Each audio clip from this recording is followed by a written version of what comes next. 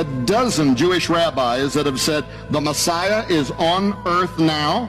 He's been identified. He is soon going to make himself known. Well, some key things have to happen for the messianic figure in the Jewish mindset.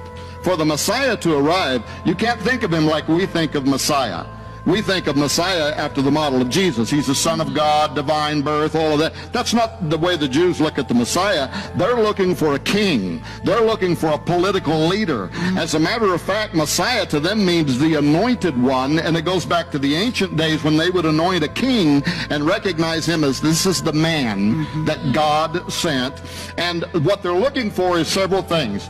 First of all, they're looking for somebody in a political figure who can lead decisive battles in defense of Israel. This is why the only politician on the face of the earth that was standing up and saying, if I'm elected president, I'm going to be the biggest friend that Israel's ever had. We're going to undo the Iran deal, well, blah, blah, blah, right? And being a friend of Benjamin Netanyahu.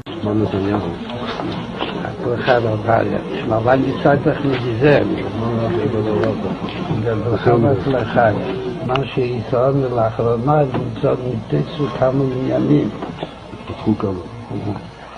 מה שלא יאות, וגם מצו שעדיין משיח ליבו. אז הייתה משהו ומה ידיעתו.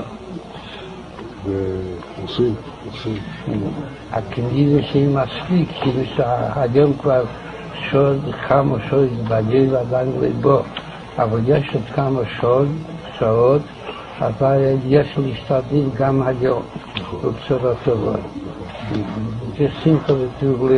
Secondly, they're looking for, when the Messiah comes, there will be an ingathering of Jews from around the world back into the Holy Land.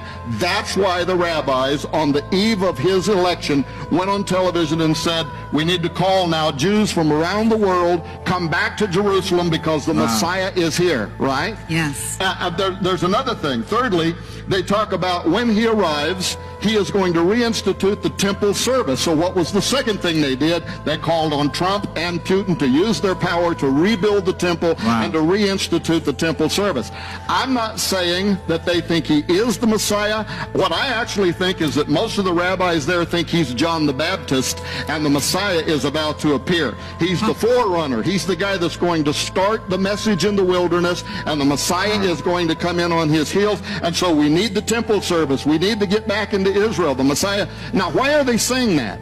They have identified somebody. I mean, there could be a few rabbis there that think he's the Messiah. The other third key is he has to be of the Davidic dynasty. He has to be of the Davidic bloodline, and there is an effort right now to go back through the European monarchy, cousins of President Donald Trump, to show that his bloodline goes back to the Davidic dynasty. Now, why are these efforts underway? I'm just saying there's something very strange here that's going on, and everything I'm saying can be verified. Multiple news agencies, the Jerusalem Post, Breaking Israel News, they're all talking about this right now. So they too believe that we are in the end times. They too believe that the Messiah is about to appear. We would say the second coming is about to happen, but their Messiah is going to be a false Messiah. He's going to be the Antichrist, right?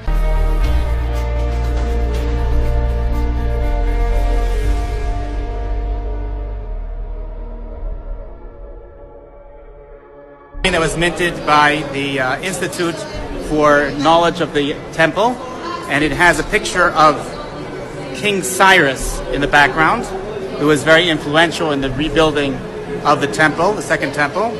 It has President Trump in the foreground, and on the back it has a picture of the temple itself. We hope that the declarations of both Cyrus and Trump will lead to the rebuilding of the third temple. When is the building? Very soon. We've already started. Yeah? Yes. And when it's due to be completed?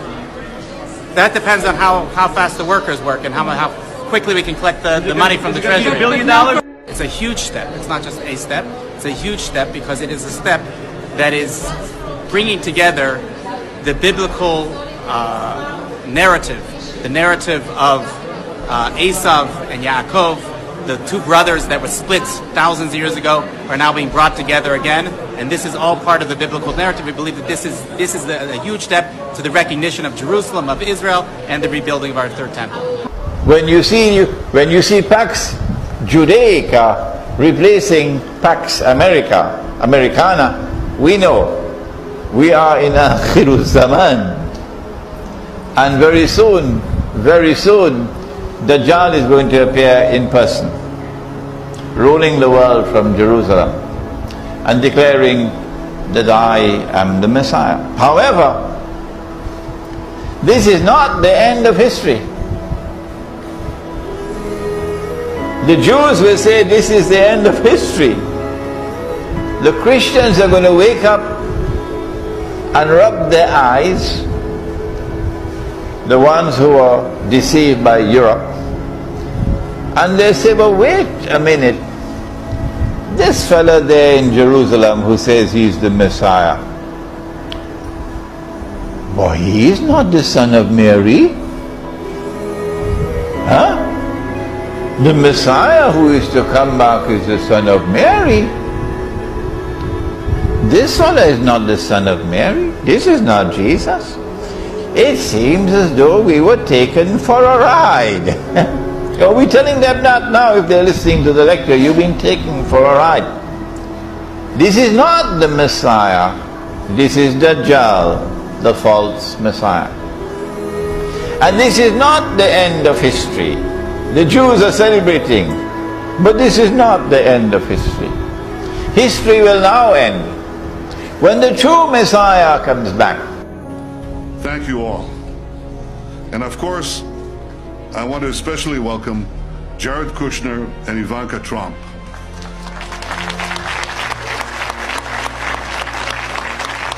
Your presence here today is a testament to the importance of this occasion, not only for the Trump administration, but in a very personal way, for you. For you, each of you, for the pursuit of peace, and for President Trump himself. Thank you.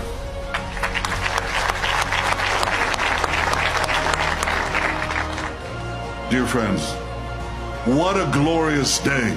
Remember this moment.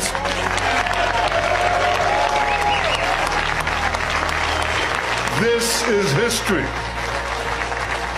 President Trump, by recognizing history, you have made history.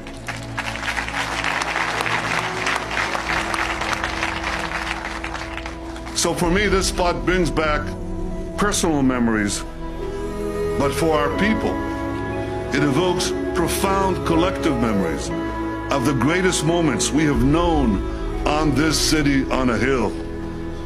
In Jerusalem, Abram passed the greatest test of faith and the right to be the father of our nation. In Jerusalem, King David established our capital 3,000 years ago. In Jerusalem, King Solomon built our temple, which stood for many centuries. In Jerusalem, Jewish exiles from Babylon rebuilt the temple, which stood for many more centuries. In Jerusalem, the Maccabees rededicated that temple, and restored Jewish sovereignty in this land. And it was here in Jerusalem, some 2,000 years later, that the soldiers of Israel spoke three immortal words: Hal Habayit Be'adenu. The Temple Mount is in our hands. The Temple Mount is in our hands. Words that lifted the spirit of the entire nation. We are in Jerusalem and we are here to stay. America's ambassador to Israel has come in for criticism after he was seen posing with a rather controversial gift. David Friedman was presented with a photograph of one of the most sacred places in Jerusalem, but the image had been altered to show the Jewish third temple on the site where the Islamic Al-Aqsa Mosque and the Dome of the Rock are currently situated. We will move the American embassy to the eternal capital of the Jewish people, Jerusalem. I think President Trump has made history. This will be remembered the way we remember the Cyrus Declaration, from 2,500 years ago when he told the exiles of Babylon, you can go back and rebuild the temple in Jerusalem. This is a historic moment, and we will always remember. For the first time since the past 2,000 years within our generation, we are seeing these preparations for the rebuilding of the temple. They are training the priest. They have the implements in place. I mean, I could just go for the next hour or two about the personalities who believe it's about to be put up. One of my dear friends, an Orthodox Jewish man named Gershon Solomon, he has the cornerstones to put on the Temple Mount to start construction of all that God said will happen during the tribulation period. All the preparations, every player I've talked with, I know I love them, they're ready to put the temple up.